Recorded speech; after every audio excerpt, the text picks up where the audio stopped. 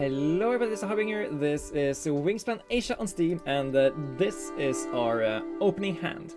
No Asia birds here, just kidding, we have the Eurasian coot, which is like a main duck, but a lot worse. You can tuck up to 3 cards from your hand behind this bird, which is a nice way to dump cards into points, but it doesn't give you any resources back. So it's basically like a mute swan, main duck, and some of the other guys, but a little bit worse. It's cheaper to play, so that's a good thing, I guess.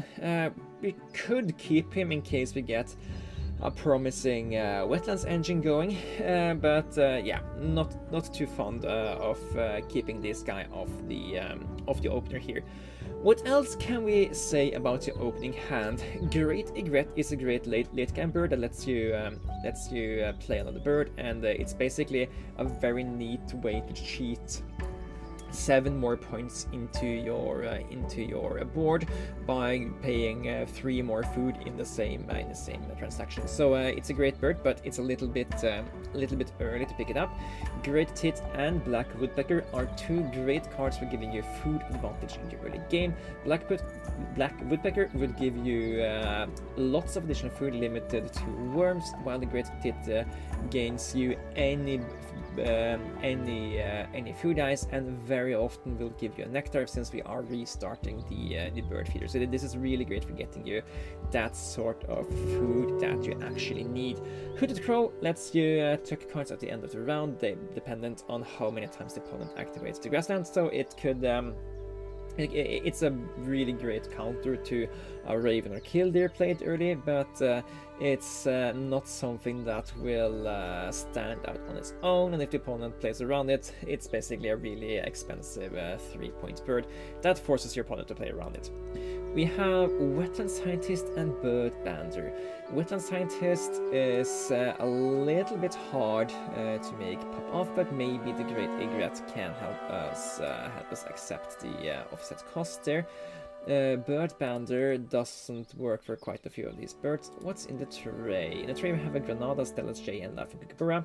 You've seen these guys first, but the Granada is, if you laid an egg on this bird this turn, took 1 card from the deck behind this bird. So, this is a bird that is activated in the grasslands and give you additional points if you laid eggs on this bird this turn.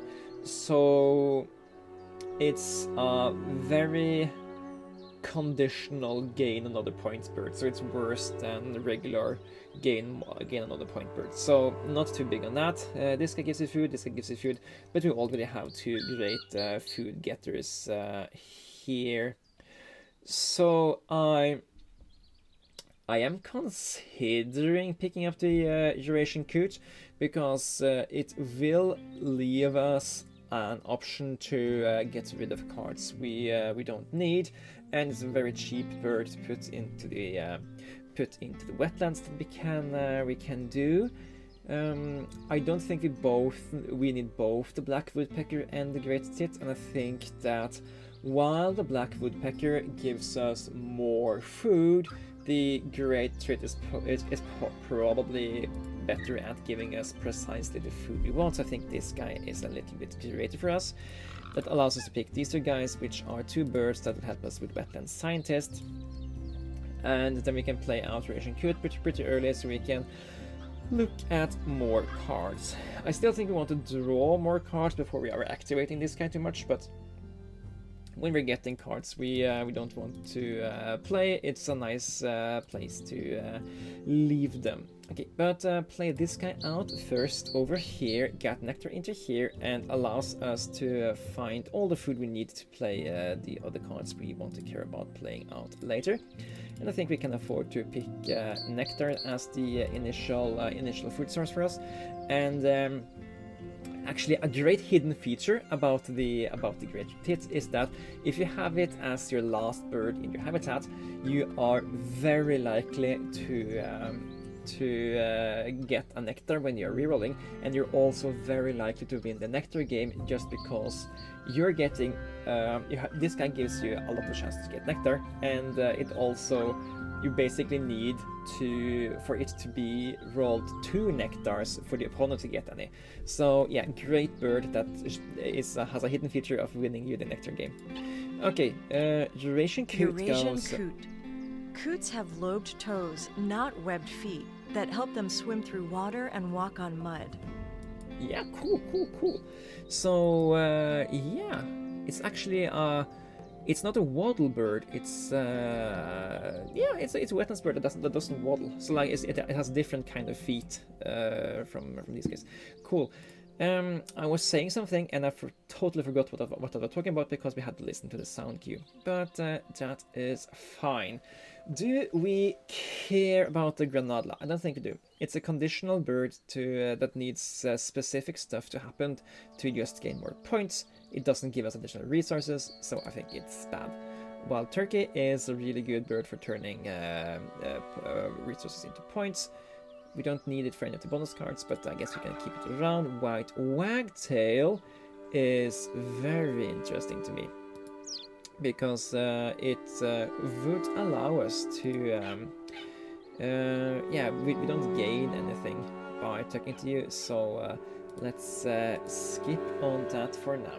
It allows us to play it out here, activate here to get more stuff, and then we can start to get 4 or 3 additional action cubes. I think we want to activate each habitat as things are looking now, so I don't think playing the Wagtail is a bad idea. Do we care about playing it immediately? Probably not. Let's go ahead and look for some more stuff we could play. Sprague's Pivot is an okay bird to play out. Spotted Tawi is some more resources, maybe. I'm not too crazy about playing out this guy. It's a lot of people like it for its possibility to put in the grasslands and give you food from here, but I think 0 points isn't that good, and yeah, it's like you want the grain because then you can activate birds that like the sandhill crane that lets you discard grain to chuck 2 cards, but that's a 2 point combo, which is like having just 2 birds to give you 1 point.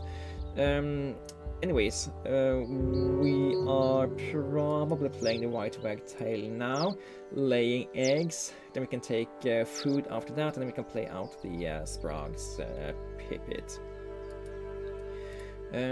We don't have any birds that help us for the first run and go, but that is fine. We could play the Great Egret just to get that happening, but I don't think that's a particularly good idea, so we're not going to. And actually, we are going to have to overspend to play the Pipit, which is a little bit sad, but I think it's gonna be worth it. So let's just do that. All right. And birds with small wingspan or consecutive wingspan birds. So we are currently going from 28 to 25. I don't think Grassland State Analyst is that this time. 1 more bird for 3 points and Passerine Specialist is okay enough here.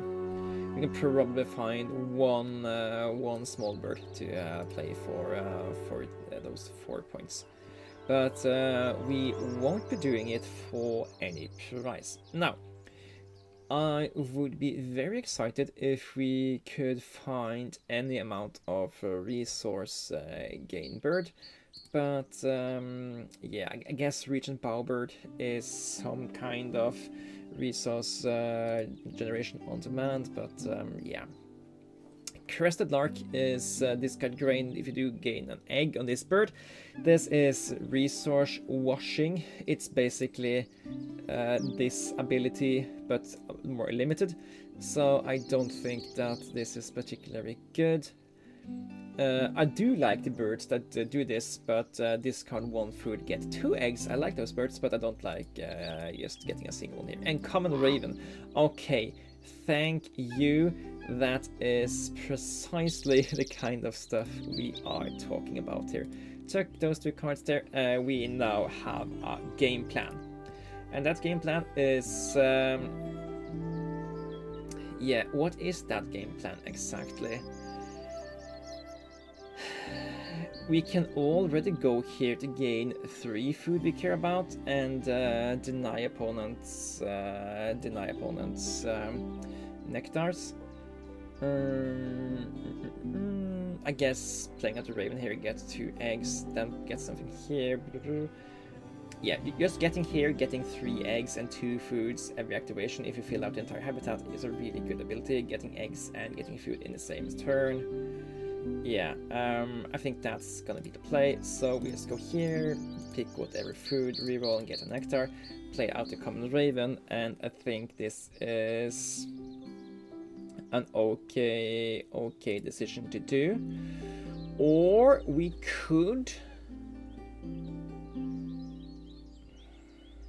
yeah, because we kind of need to activate all habitats still because of the whitetail. I still think the Raven is a good idea to play out.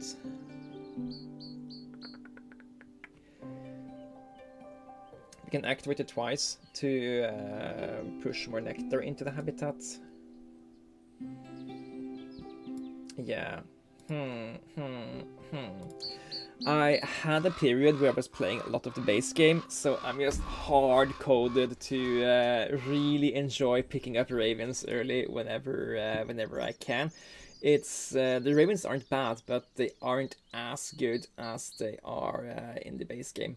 But yeah, they get you nectars and stuff.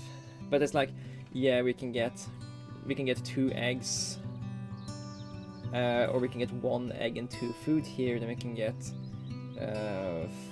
3 eggs and that's 0 food. No good bird for us in this race. I think we're gonna work on playing the wild turkey. We need to either go here once, then to go here. I like that. We go here first, get some food. Then we go here, spend the food to get more eggs. Then we spend 1 of the eggs to get the food back, and then we play out the wild turkey. I like that. I like that game plan. Reroll, get as many nectars as we can, and zoop. This doing it this way is also a nice way to turn whatever food we're getting here into nectars for the Raven. So it's like irrelevant what kind of food we get. And as long as we put it into any other bird than the Raven, we are happy. Scoop. Then we can play out the wild turkey, and then we get. It doesn't give us additional resources in itself, but it allows us to lay 3 eggs cheaper than we did earlier. Okay. Still nothing for us in the bird tray, and just picking up 2 cards and tucking them is a really bad payout. So I think I'm gonna go down here, and I'm going to just prop up some food for us for the next turn, and we can spend that food to re-roll the bird tray next turn if there is nothing we still want there. So put eggs into wherever, eat 1 of those eggs, and get us double fishes. And fishes we can also use to play the egret, if that is something we would care about then. Oh, right, we don't have anything to play to the whitetail. I forgot we had that bird because I got the Raven, and then my brain just melts away, tosses everything out, and yeah, we could have had a free turn to play the wild turkey, and we instead paid an action cube for it. That's a bad idea. Anyways, now we can pick up stuff like the green pygmy goose or the rufous night heron and play them together with the great egret for two birds for one action cube on the wetland scientist. I think I like that. And then I think I prefer the green pygmy goose, as it is going to give us the look at 2 more cards, and I really like the idea of that. So, or maybe just take the whooping crane so we can get even more bonus cards going. I like that as well. Okay, black skimmer, I don't care about that, so toss that back into the ocean. Let it be eaten by the duration cute. And then we go here. I don't think we need to spend the food, so let's just do this. Eat an egg, take 2 nectars. And I think I'm gonna do that once more immediately. Scoop-a-doop. 2 more nectars, and that's gonna be the great egret into the whooping crane. Ideally, we would round off the grasslands before we are playing out these 2 guys, but getting access to more stuff over here is pretty okay as well. And now we know what kind of bonus cards we are looking for. Okay, small clutch specialist. Birds with an egg limit of 2 or less. We only have 2 of them because we apparently have played only birds that have high nest capacity, almost. So 3 more of these birds in 7 turns is going to be hard. Columns with a matching or pair of 3 of nests. It's actually amazing that we don't already have points on that, but yeah, I think it's going to be easier for us to get 1 or 2 points out of this guy than to get 3 points here. So I think this is the play. And yeah, basically, if we can get any forest birds that give us a decent amount of points that also fit with these guys, I would be really happy. Let's try to find that here. Waka heron is not it. White-faced ibis doesn't match the wild turkey either, but it's an 8 pointer, so I don't mind picking it up. It's also another wetland scientist bird, which can be particularly good, but I'm also gonna eat 1 egg here. Worst case, we can push that card back into the duration code, and I think at least the Scrapper Heron gets it, and I don't think the red-winged blackbird would see play either. So let's just toss that back. And now let's remember we have a white wagtail. If we go to the forest and take food, we get basically a free action back that we can use to play the white-faced ibis at the end of the round. So I like the idea of that, and I'm going to do that. And we have a borderline automatic hit on that when we knew there was 2 nectars in the tray for the first time. So awesome. And now we can draw. Now we can draw even another card the next time we go there. Played quite a few high-scoring birds this game, so I hope that is going to be enough to save us. Like 7 points, 6 points, 8 points, 8, 5, 4. Pretty good value. And yeah, green herring could be a final bird here for 4 more points on the same scientist. I don't think that's particularly good, so let's keep that thought. We also kind of want to play something like the Crimson Chat or the Corsican Nuthatch for the Passerine specialist. But if you can find something that gives us, I mean, a bonus card and Passerine specialist is pretty good. I was hoping to maybe also get something that matched some of these nests, but I think I'm gonna pick this guy, and yeah, then we can see what else is also available. I'm gonna sack 1 egg because we're gonna take eggs later anyway. Zebra finch, nope. Grey teal, nope. Common swift, that's a big maybe. And of course you can attach. Okay, then we are gonna do whatever white-faced ibis wants us to do, and I think we're gonna... I think the correct thing is to just tuck all of these three guys here. Or maybe it's not correct. Maybe we keep the common swift so we have a target for the white wagtail. That way we can lay eggs, we can take food twice, and we can spend the excess food to the common swift to get the final additional points of that guy. Yeah, I think it's worth more to have a bird we care about playing than to just tuck it here. Yes, okay. Baja Weaver. Tuck up to 3 cards from your hand behind this bird. If you do, tuck at least 1 card, lay an egg on this bird. This guy is really, really good. I had it in my first game in Asia when Asia finally released, and I had it in the opening hand, and we got like 150 points almost, which is a really good game for me, and I was really happy about that game. Okay, we play. Take 2 nectars. No, let's take 2 nectars so we can guaranteed play the attach.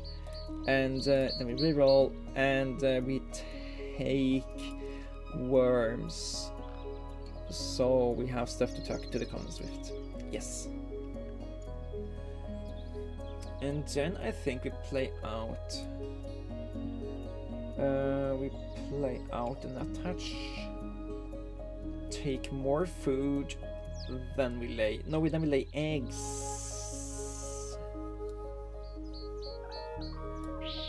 We at least play you out. And I have to do a think on whether or not we take food twice, or whether we lay eggs twice. But yeah. Grasslands Ranger, consecutive birds with ascending or descending scores. Yeah, cool. That's 5 points. That's a pretty good payout for us. Happy about that. And I think I'm going to take nectar here, and not really any reason to do anything else. And then we can spend the nectar to get more eggs. And yeah, so every egg we eat in the common raven becomes 2 worms. So basically it's 1, 2, 3, 4 points guaranteed off here. And here is 1, 2, 3 points maybe. Yeah, it's better to just lay eggs here. Sack the nectar to get 4 eggs. Eat an egg to get a nectar and a worm. Don't play the bird, just activate it again. And then we discard a nectar, so we can get 10 nectar points in here. Do that, eat this, get a nectar and a worm again. And then we activate white wagtail, play the common swift of that ability, pay for the common swift with the nectar and some eggs, and then we activate the common swift, eat 3 worms, and that's GG. Okay, not the greatest turnout of points in the history of this game, and I think it's basically because we changed game plan midways in round 2 when we got the raven, and that clouded up my mind a little bit, so we forgot we had the white wagtail, and we lost an action cube there to some inefficiency in playing the wild turkey, and we could have had a little bit more value if we were a little bit more consistent with our game plan, remembering all the features our deck had. But all in all, I think we did an okay game with the resources that were given us. 112 points is on the lower end for my average score, but Eurasian Coot is not a good opener. It lets you convert cards into points, but it doesn't give you the crucial resource advantage you want in the early game. White Wagtail gives you resource advantage in that you basically get free actions every now and then, because instead of playing a bird, you can take resources and play a bird for free at the end of the turn, end of the round. Great Fit is a great resource advantage bird that will help you win the nectar game. Just look at this. We had 22 nectars over the course of the game. Some of that is from the common raven, but the common raven can only give you 2 nectars a turn. The great tit can give you 3, and very often will deny the opponent getting nectars as well, which is a great secret hack with the great tit. Anyways, thanks for watching. This has been the Harbinger, and I'll see you guys in the next one. Take care.